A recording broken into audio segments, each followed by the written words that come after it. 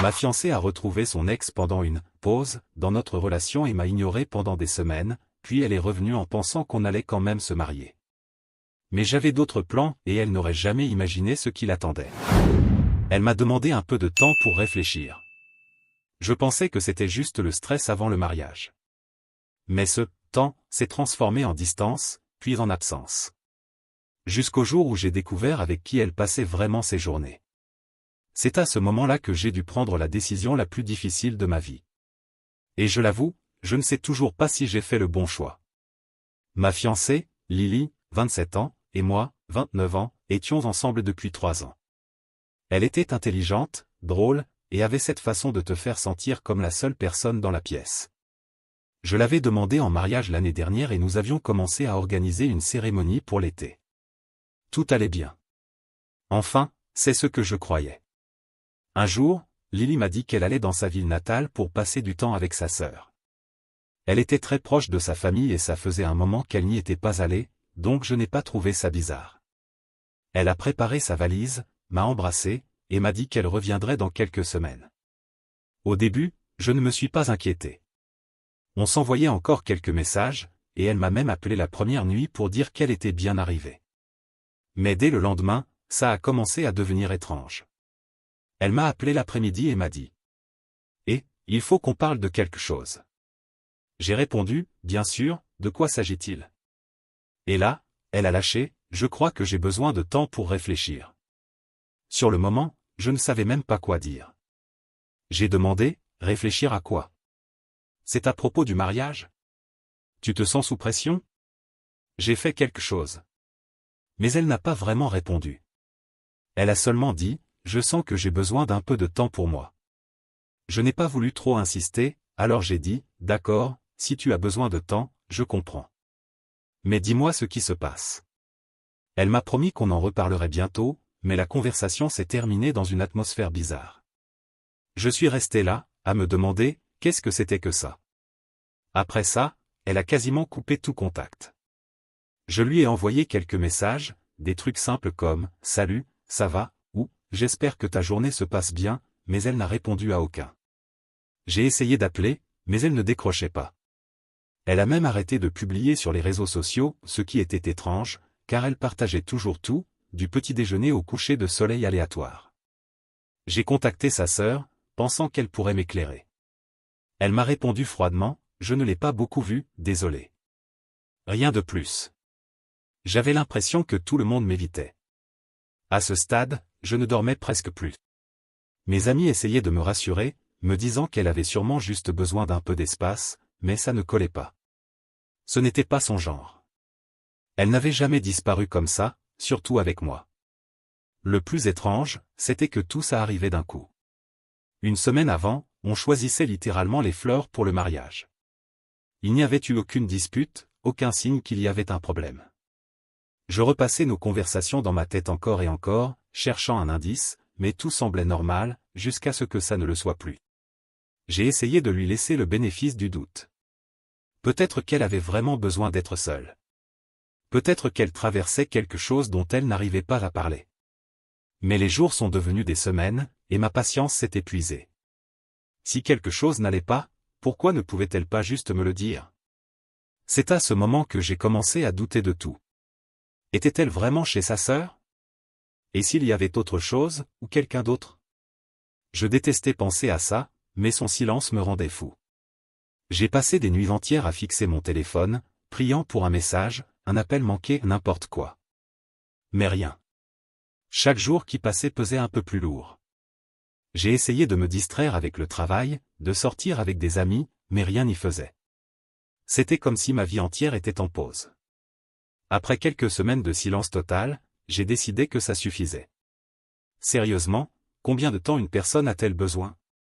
Si elle ne voulait pas me dire ce qui se passait, j'allais le découvrir moi-même. J'ai préparé un sac, fait le plein, et j'ai pris la route pour sa ville. Ce n'était pas un petit trajet, donc j'ai eu beaucoup de temps pour me préparer mentalement à une éventuelle conversation étrange ou inconfortable. Je me répétais, peut-être qu'elle est juste stressée. Peut-être que ce n'est pas si grave. Mais au fond, je savais déjà que quelque chose n'allait pas. Quand je me suis garé devant la maison de ses parents, là où je pensais qu'elle était, mon cœur battait à toute vitesse. J'ai frappé à la porte, et pendant un instant, j'ai cru qu'il n'y avait personne. Puis Lily est apparue. Et l'expression sur son visage a tout dit. Elle ne s'attendait pas à me voir. Elle est restée figée, me regardant comme si j'étais un examen surprise pour lequel elle n'avait pas étudié. Après quelques secondes, elle s'est écartée et m'a laissé entrer, en marmonnant un « Je ne pensais pas que tu viendrais ». On s'est assis dans le salon et tout était étrange. Ce n'était plus ce confort habituel, où on s'affalait sur le canapé pour discuter de tout et de rien. Elle a commencé avec des banalités. Comment s'est passé le trajet? Il y avait des embouteillages? Tu veux boire quelque chose? On aurait dit qu'elle faisait un effort énorme pour avoir l'air normal. J'ai joué le jeu au début, répondant par des phrases courtes, mais ma patience était déjà à bout. Je n'avais pas fait tout ce trajet pour parler de la route. Il y a eu un long silence pesant. Elle fixait le vide, puis m'a enfin regardé. Alors j'ai demandé. Lily, qu'est-ce qui se passe? Pourquoi tu ne réponds pas à mes messages ni à mes appels?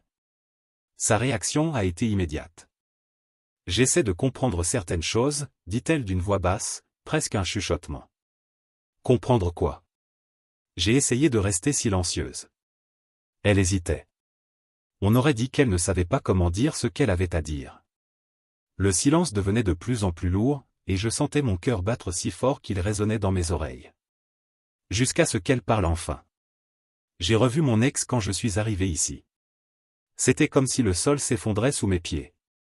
Je la regardais, essayant de comprendre ce qu'elle venait de dire, et j'ai demandé, d'une voix aussi ferme que possible, même si une tempête grondait à l'intérieur de moi. Comment ça?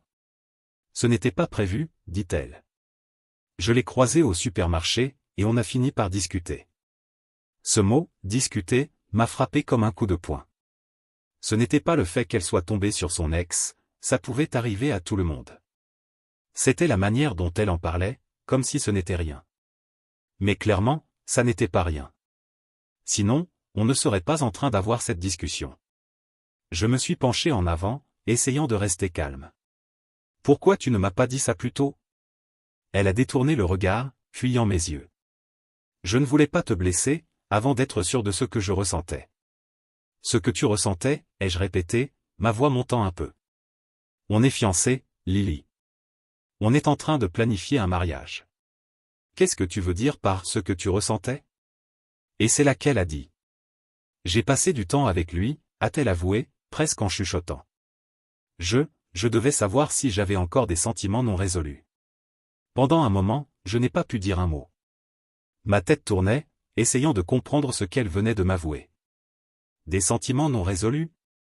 On est sur le point de se marier, et toi, tu joues à la montagne russe émotionnelle avec ton ex. Je voulais juste être sûre, dit-elle. Je ne voulais pas entrer dans un mariage plein de doutes.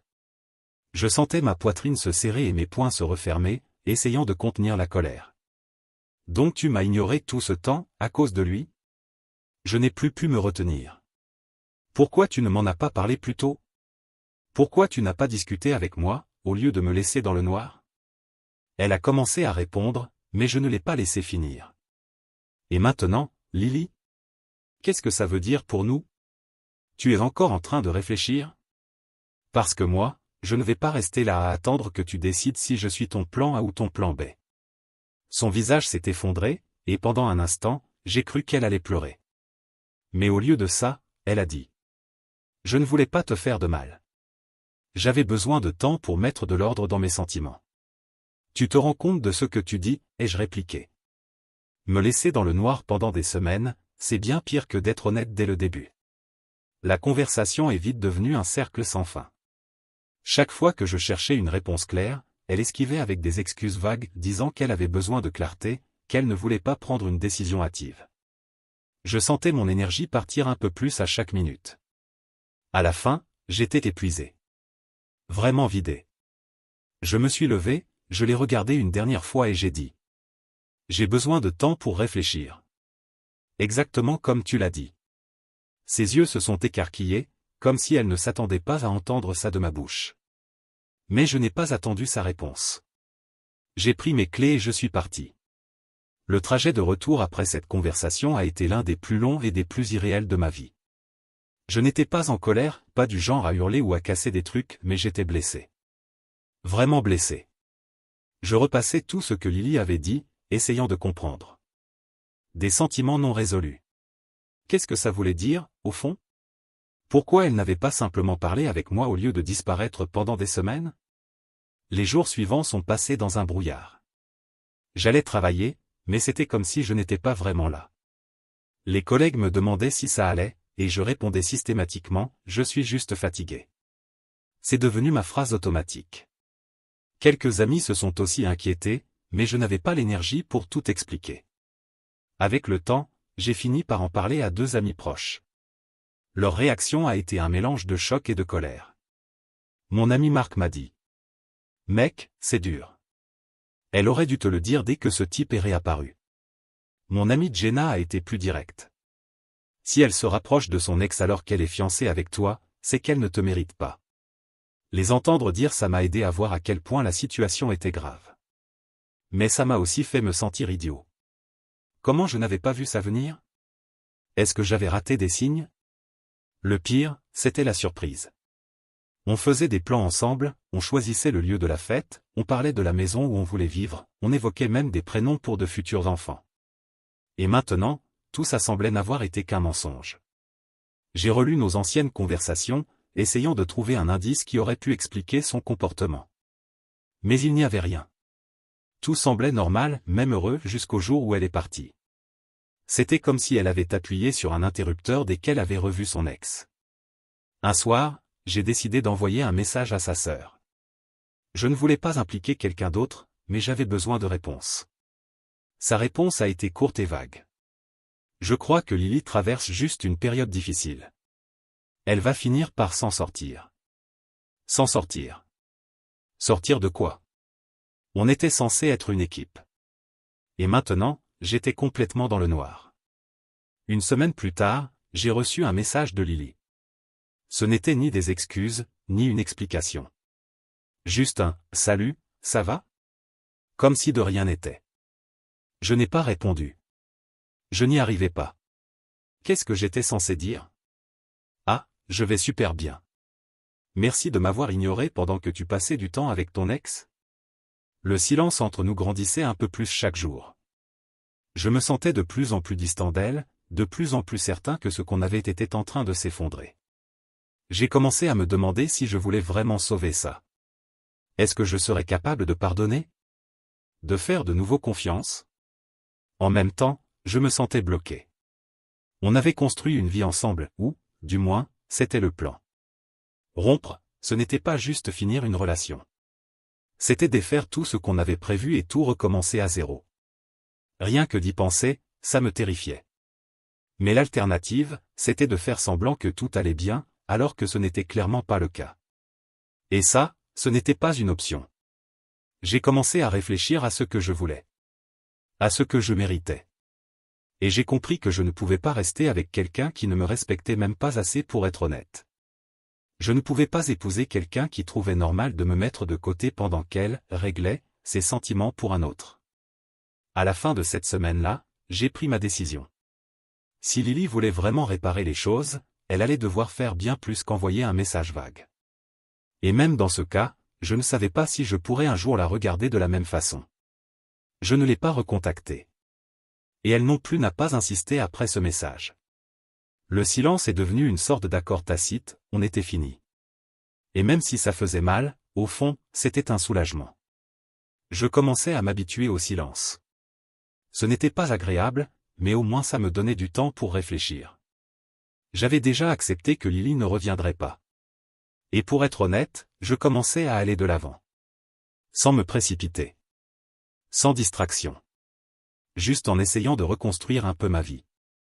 Et puis, comme si c'était prévu, elle est revenue. C'était un samedi après-midi.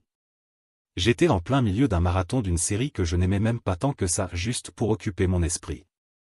On a frappé à la porte. Je pensais que c'était une livraison, ou Marc, qui venait me forcer à sortir un peu. Mais non. C'était Lily. Elle était là comme si de rien n'était.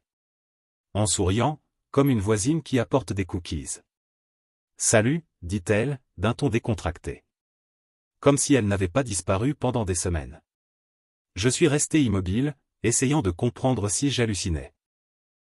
Salut, ai-je répondu, en ouvrant la porte pour la laisser entrer. Elle est entrée comme si elle vivait encore là. Elle a fait une remarque sur la propreté de l'appartement, s'est assise sur le canapé, a tapoté le coussin à côté d'elle et a dit. Il faut qu'on parle.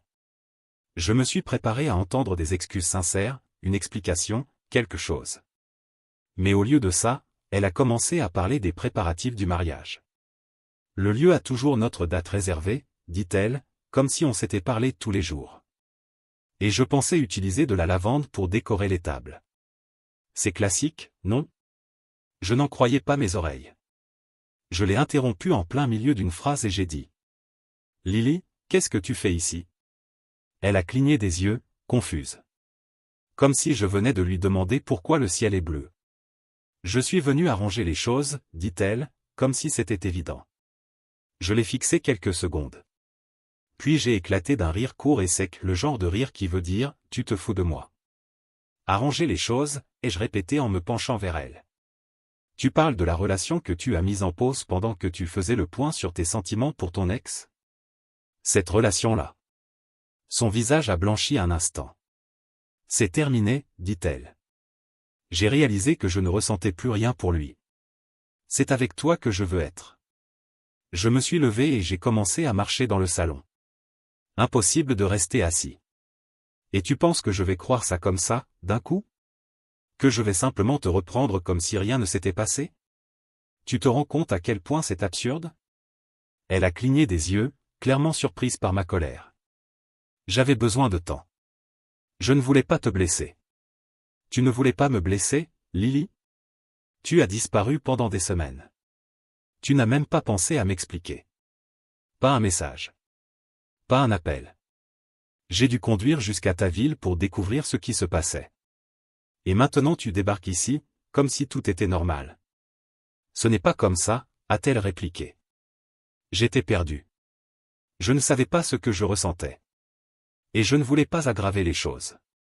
Aggraver les choses, ai-je hurlé en levant les bras. Tu as empiré les choses en disparaissant, en me laissant dans le noir, en me faisant croire que c'était de ma faute, pendant que toi, tu te perdais je ne sais où avec ton ex. Tu as la moindre idée de ce que ça m'a fait? Elle a ouvert la bouche pour répondre, mais je ne l'ai pas laissée.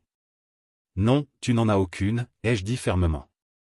Parce que si tu avais compris, tu ne serais pas là maintenant à croire que tu peux simplement effacer tout ça et reprendre comme si de rien n'était. Elle semblait secouée, mais je n'allais pas reculer. Pas cette fois. J'ai fait une erreur, dit-elle, d'une petite voix, essayant de se poser en victime. Je sais que j'ai merdé. Mais je suis là maintenant. Je veux arranger ça. Je ferai tout ce qu'il faut. Tout ce qu'il faut, ai-je répété en ricanant amèrement. Tu dis ça comme si ça avait un poids. Mais la vérité, Lily, c'est que je ne te fais plus confiance. Comment tu veux que je croie que tu ne referas pas la même chose, la prochaine fois que tu seras perdu ou que tu voudras régler tes sentiments? Elle baissa les yeux vers ses mains, jouant avec la bague de fiançailles. Ma bague. J'ai ressenti une vague de colère en voyant qu'elle la portait encore, comme si elle en avait le droit après tout ça. Enlève-la, ai-je dit soudainement. Elle releva les yeux, surprise. Quoi? La bague, ai-je répété, en pointant sa main. Enlève-la. Tu n'as plus le droit de la porter. Pas après tout ça. Ses yeux se sont écarquillés et, pendant un instant, j'ai cru qu'elle allait protester. Mais lentement, elle a fait glisser la bague de son doigt et l'a posée sur la table, entre nous. Elle est restée là, immobile, comme si elle attendait que je dise quelque chose qui ferait tout revenir à la normale. Mais je n'ai rien dit. Je me suis contenté de la regarder, le visage ferme. Ma décision était déjà prise. C'est vraiment fini, demanda-t-elle. Tu mets vraiment un terme à tout ça? Oui, ai-je répondu d'une voix ferme. C'est fini. Je ne suis pas une option, Lily. Tu ne peux pas me mettre en pause pendant que tu décides ce que tu ressens et revenir quand ça t'arrange. Ce n'est pas ça, l'amour. Ça, c'est de l'égoïsme. Ses lèvres ont tremblé, comme si elle s'apprêtait à dire quelque chose, mais elle n'a rien dit. À la place, elle s'est tournée et elle est partie. Cette nuit-là, je suis resté assis sur le canapé, fixant la bague sur la table. Tout semblait irréel, comme si les dernières semaines avaient été un cauchemar tordu dont je n'arrivais pas à me réveiller. Mais dans ce silence, une chose est devenue très claire. J'avais pris la bonne décision. Je n'allais plus jamais accepter d'être le second choix de qui que ce soit, le plan de secours de personne. Je méritais mieux que ça. Et, enfin, j'étais prêt à me mettre en premier. Lily était partie. Et pour être honnête, j'étais en paix avec ça. Et voilà comment tout s'est passé jusqu'à maintenant. Si quelque chose change, je reviendrai ici pour vous raconter. Mise à jour. Salut tout le monde. Merci énormément pour vos commentaires. Vraiment. Je reviens ici parce que les choses ont pris une tournure inattendue. Après la visite surprise de Lily, je me suis retrouvé dans une sorte de limbo étrange. Je n'étais pas prêt à lui pardonner, mais je n'avais pas non plus l'énergie de la confronter encore une fois. C'était comme si j'étais coincé dans un marécage émotionnel. Je ne savais pas quoi faire. Alors j'ai fait ce que n'importe quel mec paumé ferait, j'ai évité la situation. Je me suis isolé. Et puis, sans prévenir, j'ai reçu un message de Mia, une des amies de Lily. On avait toujours été cordiaux, mais on n'avait jamais vraiment parlé, juste nous deux. Son message disait un truc du genre. Salut. Je voulais juste savoir comment tu vas. J'ai entendu ce qui s'est passé et je voulais savoir comment tu le vivais.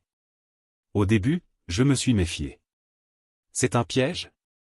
Mais après avoir fixé le message bien trop longtemps, j'ai fini par répondre. Salut. Merci de demander. J'essaie de tenir, je suppose. À ma grande surprise, discuter avec Mia a été facile. Elle m'a raconté qu'elle était déjà passée par une situation similaire et qu'elle savait à quel point c'était difficile. On a fini par échanger plein de messages. Et honnêtement, ça faisait du bien d'avoir quelqu'un à qui parler. Elle ne forçait rien, ne jugeait pas, elle écoutait juste. Quelques jours plus tard, elle m'a envoyé un autre message, cette fois pour proposer qu'on prenne un café. Je n'étais pas vraiment d'humeur à sortir, mais elle a insisté. Ça te fera du bien de sortir un peu, m'a-t-elle dit. Et avant même de m'en rendre compte, j'avais accepté. Quand on s'est vu, tout semblait normal. Pas d'ambiguïté, pas de flirt. Juste deux personnes en train de discuter. Elle m'a posé des questions sur mon boulot, mes hobbies, même des histoires de l'époque de la fac. Et pour la première fois depuis des semaines, j'ai eu l'impression que quelqu'un se souciait vraiment de moi. Pas du drame, pas du mariage, juste de moi. Et puis elle a dit. Tu sais que tu mérites quelqu'un qui te valorise, hein? Quelqu'un qui ne te considère pas comme acquis. Je ne savais pas quoi répondre. J'ai juste dit. Ouais, je suppose. La vérité, c'est que je n'étais pas intéressé par Mia. Elle était sympa, oui, mais j'étais encore en plein milieu du chaos laissé par Lily. Je n'étais pas prêt pour quelque chose de nouveau. Et je ne voulais pas non plus lui donner l'impression que je cherchais quelque chose. Mais Mia continuait à m'envoyer des messages. Elle m'envoyait des mèmes, me demandait si je voulais ressortir. Elle n'était pas collante, mais on sentait qu'elle espérait que quelque chose se passe. Et puis, un soir, elle m'a invité à dîner. J'ai essayé de refuser poliment, mais elle a insisté. C'est juste un dîner. Arrête de trop réfléchir. Alors j'y suis allé. Et mec, c'était bizarre. Elle s'était habillée comme pour un rendez-vous. Et moi, j'étais arrivé en sweat et en jean. La conversation s'est déroulée, mais il y avait une tension que je ne pouvais pas ignorer. C'était comme si elle testait les limites, pour voir jusqu'où elle pouvait aller. Quand je suis rentré chez moi, j'ai décidé. Stop. Plus de sortie en tête-à-tête avec Mia. Je ne voulais pas tromper qui que ce soit, encore moins compliquer la situation. Sauf que, d'une manière ou d'une autre. Lily l'a su. Je ne sais pas si c'est Mia qui lui a dit, si un ami commun a trop parlé. Ou si Lily a un radar spécial pour se mêler de ceux qui ne la regardent pas. Mais le lendemain, elle était là. En train de frapper à ma porte comme si tout brûlait. Sans message. Sans prévenir. Juste en martelant la porte comme si c'était une urgence. J'ai ouvert la porte, et elle était là, furieuse, prête à exploser. « Qu'est-ce que tu crois que tu fais ?» Elle a lâché direct, entrant dans mon salon sans même attendre que je l'invite. J'ai refermé la porte derrière elle, déjà sans patience. Salut à toi aussi, Lily. Qu'est-ce que tu veux? Elle s'est retournée d'un coup sec, me fixant avec colère. Tu sors avec Mia. Ma copine. J'ai croisé les bras, restant calme mais ferme. Désolé, mais qu'est-ce qui te fait croire que tu as le moindre droit de poser des questions sur ma vie maintenant? Comment ça, qu'est-ce qui me fait croire? Tu te fous de moi? C'est mon ami. C'est humiliant. J'ai laissé échapper un petit rire amer en secouant la tête. Humiliant? Lily, on a rompu. Tu ne peux pas débarquer ici et jouer la victime. Tu as fait ton choix quand tu m'as quitté. Ce que je fais maintenant, ça ne te regarde plus. Son visage s'est tordu, comme si elle ne croyait pas ce qu'elle entendait. Alors c'est ça? Tu es juste passé à autre chose? J'ai haussé les épaules. Tu croyais quoi? Que j'allais rester assis là, à attendre que tu décides si je suis assez bien pour toi. Je suis revenu parce que j'ai réalisé que je t'aimais encore, elle a crié. Trop tard, ai-je répondu, cache. Pour être honnête, Lily, tu devrais peut-être retourner vers ton ex. T'as l'air doué pour revenir aux vieilles options. Son visage est devenu rouge instantanément. Sa mâchoire s'est contractée, comme si elle luttait pour ne pas exploser complètement. Tu es sérieux? A-t-elle soufflé, pleine de rage. Oui, ai-je rétorqué. Tu n'as pas hésité une seconde à courir vers lui. Pourquoi t'arrêter maintenant? Vas-y. Ça simplifie les choses pour tout le monde. Elle a explosé. Tu n'as pas le droit de te tenir là et d'agir comme si tu valais mieux que moi. Si tu crois que je vais laisser passer ça, tu te trompes lourdement. Laisser passer quoi, Lily? Ai-je répliqué. Le fait que je sois passé à autre chose? Que je t'ai dépassé? Ce n'est plus mon problème. Elle m'a lancé un regard furieux. Tu vas le regretter, a-t-elle dit d'une voix glaciale, tranchante comme une lame. Ne crois pas que je vais te laisser t'en tirer comme ça. J'ai simplement ouvert la porte et j'ai pointé la sortie. Vas-y, Lily. Fais toutes les menaces que tu veux.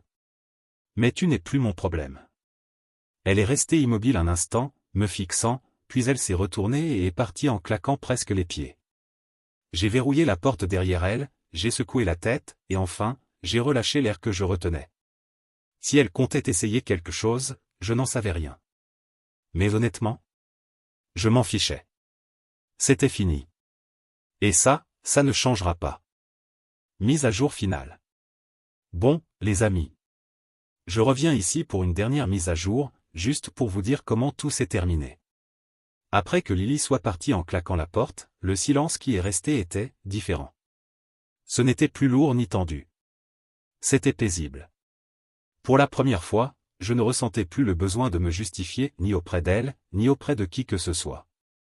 C'était fini. Et j'étais en paix avec ça. Quelques jours plus tard, Mia m'a envoyé un message pour me proposer d'aller déjeuner avec elle. J'ai hésité. Mia avait été une bonne écoute quand tout s'était effondré avec Lily, mais je commençais à sentir qu'elle voyait la situation différemment de moi. Je ne voulais pas envoyer de mauvais signaux ni compliquer encore plus les choses. Mais je me suis dit, un déjeuner ne va pas me tuer. Et je pourrais en profiter pour clarifier les choses. Quand on s'est retrouvés, l'ambiance était légère, mais il y avait quelque chose qui me dérangeait. Elle riait un peu trop fort à mes blagues, se penchait un peu trop vers moi. Et ce regard, on aurait dit qu'elle attendait que je fasse un pas. Au milieu du repas, j'ai décidé d'aller droit au but. Mia, écoute, je te remercie vraiment pour tout ce que tu as fait pour moi. Ça compte beaucoup, et je suis reconnaissant. Mais je dois être clair, je ne cherche rien d'autre qu'une amitié. Son visage s'est un peu décomposé, mais elle s'est vite reprise. Ah, bien sûr, pas de souci, a-t-elle dit, en souriant comme si de rien n'était. Je ne voulais pas rendre les choses bizarres. J'ai souri, soulagé. Merci. Je ne voulais juste pas qu'il y ait de malentendus. Après le déjeuner, chacun est reparti de son côté, et je pensais que l'affaire était close. Mais, en revenant vers ma voiture. Je l'ai vue. Lily. Elle était appuyée contre un poteau, à une demi-rue de là, en train de regarder son téléphone ou plutôt, faire semblant. Je reconnaîtrais sa façon de rester immobile n'importe où. Elle n'était pas là par hasard. Elle m'observait. Je suis resté figé un instant, me demandant si je devais dire quelque chose. Mais, pourquoi? Elle nierait. Et ça deviendrait juste une autre dispute inutile. Alors je suis monté dans la voiture et je suis parti. J'ai fait comme si je ne l'avais pas vue. Dans les jours suivants, je l'ai remarqué encore. Elle n'était pas flagrante, mais pas non plus discrète. Sa voiture était garée dans ma rue quand je rentrais du boulot. Parfois, je la voyais dans le supermarché, changeant de rayon quand elle remarquait que je l'avais vue. C'était bizarre. Elle ne cherchait pas à me parler. Pas de scène. Elle était juste là. Comme si elle attendait quelque chose de moi. Une nuit, je suis sorti chercher à manger. En arrivant sur le parking du resto, sa voiture était encore là. Assez loin pour faire, coïncidence, si je ne savais pas mieux. Je n'ai pas cherché à la confronter. Je suis rentré, j'ai pris ma commande et je suis rentré. Mais en arrivant, sa voiture était encore garée devant chez moi. Là, c'en était trop. Je ne suis pas allé la voir. Je suis directement rentré, j'ai verrouillé la porte, pris mon téléphone et j'ai écrit. Lily, je sais que tu me suis. Ce n'est pas sain? Et ça ne changera rien. Pas de réponse. Je ne m'attendais même pas à en avoir, honnêtement. Mais le lendemain, sa voiture avait disparu. Et dans les jours qui ont suivi, l'atmosphère s'est allégée. C'était comme si, même le fantôme de sa présence avait disparu. Je ne l'ai plus revu. Je n'ai reçu aucun message. Et, pour la première fois, j'avais l'impression qu'elle était vraiment sortie de ma vie. Mia m'a renvoyé quelques messages, mais je suis resté distant et poli. Je n'allais plus laisser quoi que ce soit déraper.